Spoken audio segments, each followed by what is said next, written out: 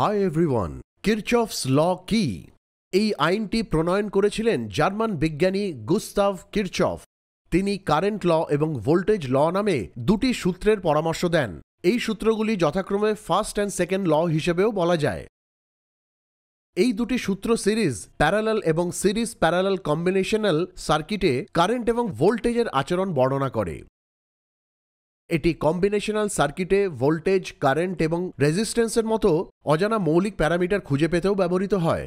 কিরচফের বর্তমান আইন বা কিরচফের ফার্স্ট ল নিয়ে আলোচনা করা যাক। কিরচফের কারেন্টের সংজ্ঞা: একটি সার্কিটে যে কোনো জাংশন পয়েন্টে কারেন্টের আগমন এবং কারেন্টের প্রস্থানের মান সমান, অথবা অন্য কথায় আমরা বলতে পারি একটি সার্কিটের যে কোনো সংযোগ বিন্দুতে আগত কারেন্টের যোগফল বহির্গামী কারেন্টের সমষ্টির সমান।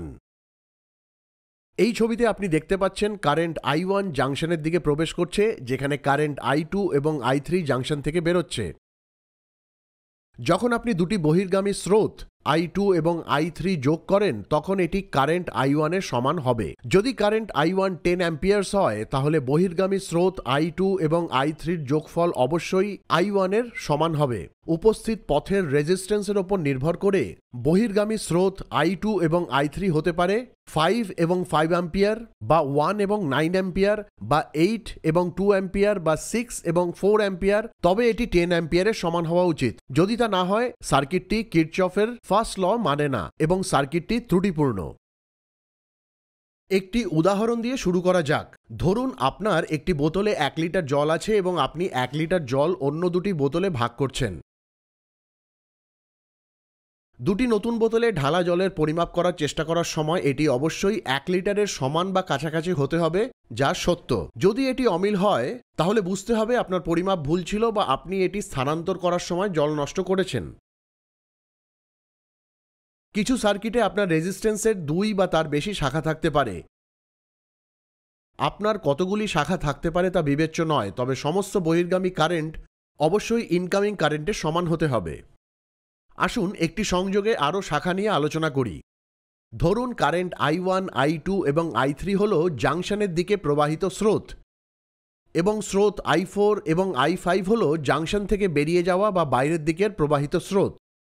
তাহলে কারেন্টের ল অনুযায়ী আগত স্রোতের সমষ্টি I1, I2 এবং I3 যে কোনো সংযোগে বহির্গামী স্রোত I4 এবং I5 এর সমষ্টির সমান হতে হবে। ইনকামিং স্রোতের জন্য প্লাস চিহ্ন এবং বহির্গামী স্রোতের জন্য মাইনাস চিহ্ন রাখুন। তো এখন আমরা লিখতে পারি I1 plus I2 plus I3 minus I4 minus I5 is equals two 0। অবশেষে আমরা পাই I1 plus I2 plus I3 is equal to I4 plus I5। সুতরাং কিরচফস কারেন্ট ল অনুযায়ী যে কোনো সংযোগস্থলে যে কারেন্ট থাকে তা শূন্য। আমরা ধরে নিই জাংশনের দিকে প্রবেশ করা কারেন্ট I1 হল 10 অ্যাম্পিয়ার এবং I2 এবং I3 জাংশন থেকে প্রস্থান বা বহির্মুখী স্রোত যথাক্রমে 4 এবং 6 অ্যাম্পিয়ার। তাহলে কিরচফসের কারেন্ট ল অনুযায়ী যে কোনো জাংশনে ইনকামিং কারেন্ট বহির্গামী কারেন্টের সমান। আগত স্রোত 10 এবং বহির্গামী স্রোত 4 এবং 6, অর্থাৎ 10 is equals two 4 plus 6, 10 equals to 10। বীজগণিত আকারে সরলীকরণ, এটি 10 - 10 হয়ে যায়, যা শূন্যের সমান। তাই আমরা বলতে পারি যে কোনো সংযোগস্থলে সমস্ত স্রোতের বীজগাণিতীয় যোগফল শূন্যের সমান। আসুন বৈদ্যুতিক সার্কিটে কারেন্ট ল প্রয়োগ ও যাচাই করি। কম্বিনেশনাল সার্কিট বা সিরিজ এবং সমান্তরাল সার্কিট নিয়ে কাজ করার সময় সবসময় মনে রাখবেন যে একটি সিরিজ সার্কিটে কারেন্ট স্থির থাকে, কিন্তু রেজিস্টার জুড়ে ভোল্টেজ রেজিস্ট্যান্সের মানের ওপর নির্ভর করে পরিবর্তিত হয়। সমান্তরাল সার্কিটে ভোল্টেজ স্থির থাকে যখন প্রতিটি শাখার মধ্যে দিয়ে কারেন্ট রেজিস্ট্যান্সের মান অনুযায়ী পরিবর্তিত হয়। সমান্তরালভাবে যুক্ত যথাক্রমে 6 ওহম এবং 4 ওহম হিসেবে রেজিস্ট্যান্স R1 এবং R2 এর দুটি শাখা আছে, এবং এটি একটি 12 ভোল্ট ব্যাটারি বা ডিসি উৎসের সাথে যুক্ত। এছাড়াও কারেন্ট I1 এবং I2 রেজিস্ট্যান্স R1 এবং R2 এর মধ্যে দিয়ে প্রবাহিত হয়। Ohm's law I is equals to V/R ব্যবহার করে বর্তমান I1 এবং I2 পাওয়া যাবে। I1 V/R1 দ্বারা পাওয়া যাবে এবং I2 পাওয়া যাবে V/R2 দিয়ে।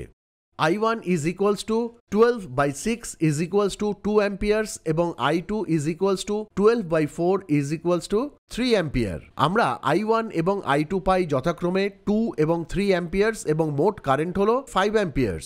তাই জাংশন J1 এ ইনকামিং কারেন্ট 5 অ্যাম্পিয়ারের যোগফল বহির্গামী কারেন্ট 2 + 3 এর সমষ্টির সমান। একইভাবে J2 জাংশনে আগত স্রোতের যোগফল 2 এবং 3 অ্যাম্পিয়ার বহির্গামী কারেন্টের যোগফলের সমান অর্থাৎ 5 অ্যাম্পিয়ার। তো এক্ষেত্রে কিরচফস আইনের যাচাই করা হলো।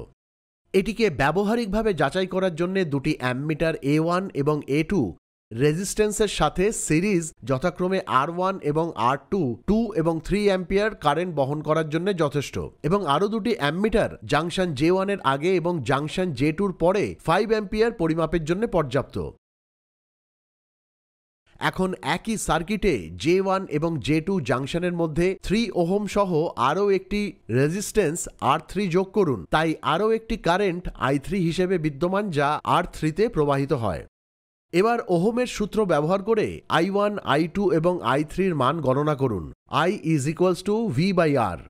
I1 is equals to V/R1 is equals to 12/6 is equals to 2 ampere। I2 is equals to V/R2 is equals to 12/4 is equals to 3 ampere। I3 is equals to V/R3 is equals to 12/3 is equals to 4 ampere। সুতরাং গণনার উপর ভিত্তি করে J1 জাংশনে প্রবেশ করা এবং J2 junction ছেড়ে বেরিয়ে যাওয়া মোট কারেন্টের পরিমাপ হল 9 অ্যাম্পিয়ার, যা আমরা I1, I2 এবং I3 যোগ করে গণনা করতে পারি। ব্যবহারিক অংশের জন্য J1 এবং J2 জাংশনগুলির মধ্যে একটি সিরিজ সংযুক্ত অ্যামমিটার A3-র সাথে একটি রেজিস্ট্যান্স R3 সংযুক্ত করুন। সমস্ত অ্যামমিটার প্রতিস্থাপন করুন যাতে পূর্ববর্তীগুলির চেয়ে বেশি হয়, যা প্রতিটি স্তরে কারেন্ট বহন করার জন্য যথেষ্ট। সুইচ বন্ধ করুন এবং সার্কিটে পাওয়ার দিন। সমস্ত অ্যামমিটার রিডিং নোট করুন এবং যাচাই করুন যে জাংশনের আগে এবং পরে অ্যামমিটার রিডিং 9 অ্যাম্পিয়ার এবং A1, A2 এবং A3 অ্যামমিটার রিডিং যথাক্রমে 2, 3 এবং 4 অ্যাম্পিয়ার যেন থাকে। আপনি সমান্তরালে যে কোনো সংখ্যক শাখা যোগ করতে পারেন, তবে এটি কিরচফের বর্তমান আইন মেনে চলা উচিত। যদি না হয়, সার্কিট সমান্তরাল নয় বা আপনি সংযোগে ভুল করেছেন। ভিডিওটি দেখার জন্য ধন্যবাদ। আপনার দিনটি শুভ হোক।